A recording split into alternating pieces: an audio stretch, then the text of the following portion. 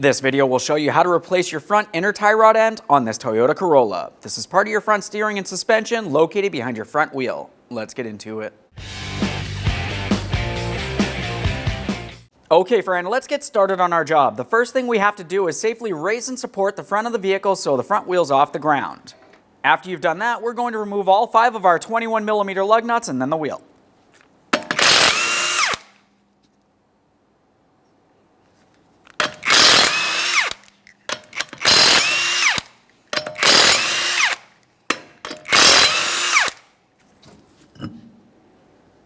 Now that we have the wheel off, we have a clear view of our inner and outer tie rod ends. We're going to start right in the center here at the jam nut. To loosen this jam nut, you can use a 22mm wrench, or you can use some long pliers. I'm going to be using some long pliers for leverage. We'll grab onto that jam nut. I'm going to be turning this clockwise.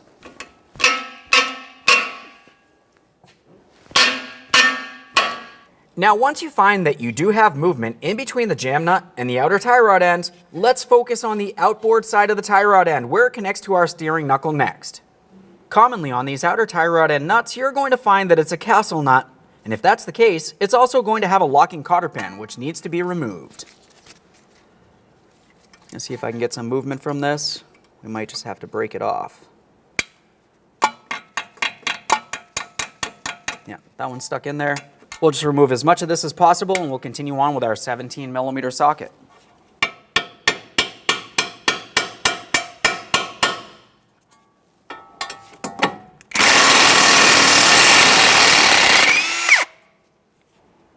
A quick inspection of that. We're going to start it back on here, just a couple threads. Now continuing on, if you have a tie rod separator tool, you can use that. Most people don't have something like that. If that's the case, use some penetrant and tap along the steering knuckle with a hammer. The vibration should break this free. The nut is preventing this from falling and potentially hurting us. Now that we have that broken free, we can remove that tie rod end. We can start removing the outer tie rod end from the inner tie rod end. Commonly, you can take hold of the outer tie rod end and turn it counterclockwise to remove it. It's going to unscrew. You're going to want to count the amount of turns it takes to remove it, so during the installation process, we can reinstall it the same amount of turns. On this one in particular, it's rusted in position, so I'm going to be holding the inner tie rod end with some locking pliers. Now that I have my pliers on there, I'm going to continue on with a 12mm socket. I'm just going to slide it right over the stud here, and I'm using an extension for leverage. We should be able to start turning that outer tie rod end. There's 1 turn, 2 turns, and so on. 3, 4.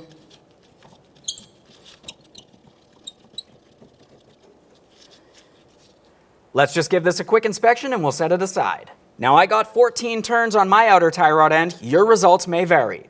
Now we can remove that jam nut. For this, I'm going to be using a 22mm socket on my air gun.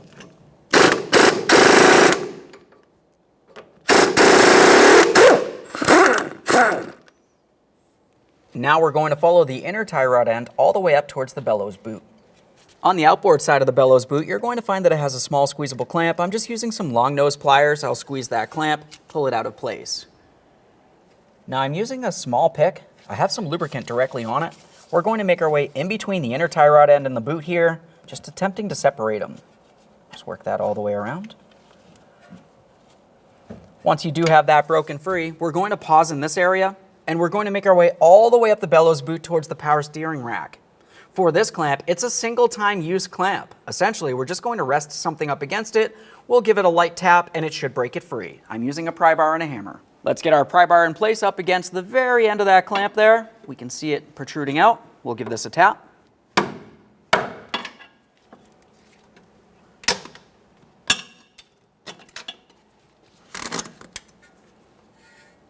Now we can take hold of our bellows boot, we'll give it a slight tug, removing it from the power steering rack and sliding it off of the inner tie rod end. We'll just give that a quick inspection, set it aside. Now we can start removing the inner tie rod end from the power steering rack. There are several different types of inner tie rod end tools you can use. This one's one of the most basic. For this, we're going to take this tool and we'll slide it all the way up the inner tie rod end up towards the base, where the ball and joint is here. We'll tighten this up and then we're going to turn the inner tie rod end counterclockwise to remove it from the power steering rack.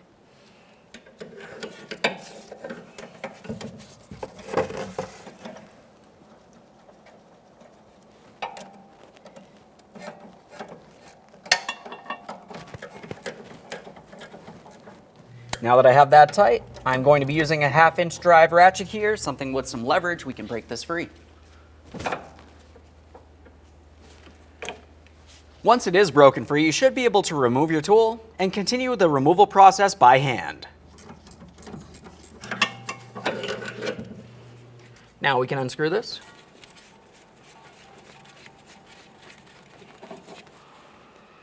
There it is, friend. Prior to installation of our brand new part, we want to make sure we clean and inspect the mounting area. We're at the power steering rack. I'm just using a clean rag. I'm going to give this a wipe all the way along the mounting portion. Aside from that, you also want to pay attention for any fluid making its way out of the power steering rack. If you see any fluid, it's more than likely power steering fluid, and the rack may need to be replaced. This one looks fine, so let's continue on. Okay, let's prepare to install our brand new inner tie rod end. The first thing I do is apply a thin amount of blue thread locker on the threaded portion. You don't need very much. Let's go ahead and start this into the power steering rack by hand.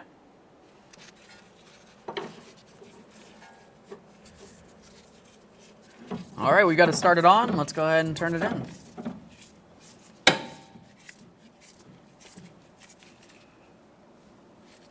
Of course, we'll make sure it's nice and snug using our inner tie rod end tool.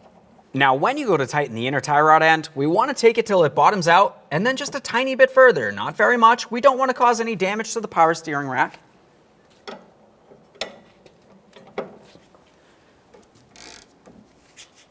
Right there is bottomed out.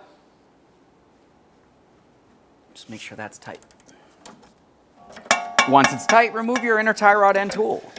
With your inner tie rod end, you're going to find that it came with a small grease packet. This is extremely important to use. The areas that we're going to start using this will be in the ball and socket first. Once we've lubricated that, we're also going to come along this area here. This is where the outer portion of the bellows boot's going to sit. And this will help the alignment professional in the end. Let's just use some of that grease packet right along this area. Gloved finger, we can work it around as necessary.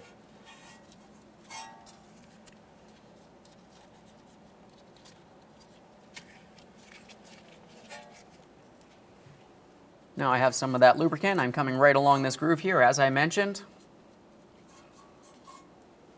Let's take the bellows boot and we'll slide it all the way down the shaft of the inner tie rod end till it meets up to that power steering rack. Now while we bring this in here, we're just attempting to make sure it's sitting over the power steering rack all the way around. Your kit came with a wire tie, you can use that, or you can use a clamp if you have one that's that size. I'm using the wire tie it came with. We'll take that, slide it all the way over the bellows boot, down onto the groove closest to the power steering rack, and snug it up. To help ensure it's tight, I'm going to use some long nose pliers. We'll grab onto the end, give it a slight twist, and then trim off any excess. Now it's time for the outer clamp. We'll go ahead and squeeze this down and slide it into place. We're going to take some anti-seize and put it right on the threads here. Now it's time for our jam nut. We'll bring this onto the inner tie rod end, screw it down approximately halfway.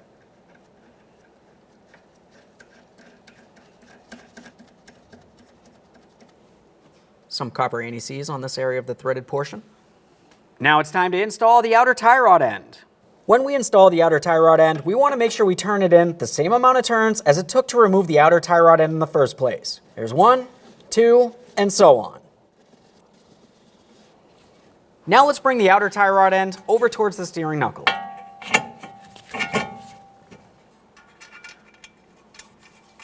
Now we can start on our outer tie rod end mounting nut.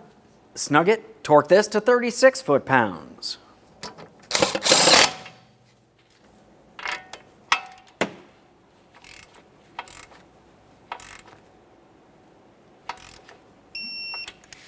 Once you have that nut snug, the next thing that you have to do is pay attention to the slots in the mounting nut in comparison to the port on the stud. They need to align so we can put in a locking cotter pin. If they're not, continue tightening the nut until the very next slot is. After that, install that cotter pin.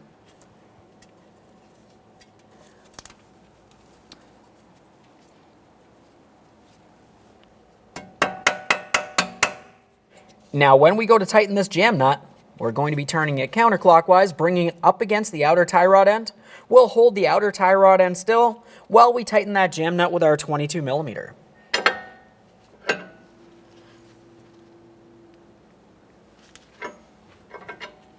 Let's get our wheel in place. Now at this point, we're going to start on all 5 of our 21mm lug nuts. We'll bottom them out, get the wheel safely on the ground, and we can torque these to 76 foot-pounds.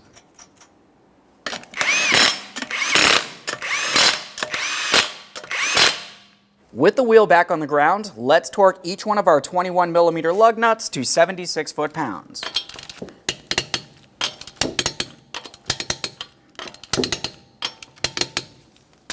Torqued. Okay friend, we finished our installation. Go ahead and take your vehicle for a road test, listen for any odd noises, and get yourself safely down to your local alignment shop. Thanks for watching. When only the best will do, demand TRQ. The only company that lets you view before you do. TRQ is committed to offering the highest quality aftermarket auto parts that are engineered for peace of mind. Thanks for using and viewing with TRQ.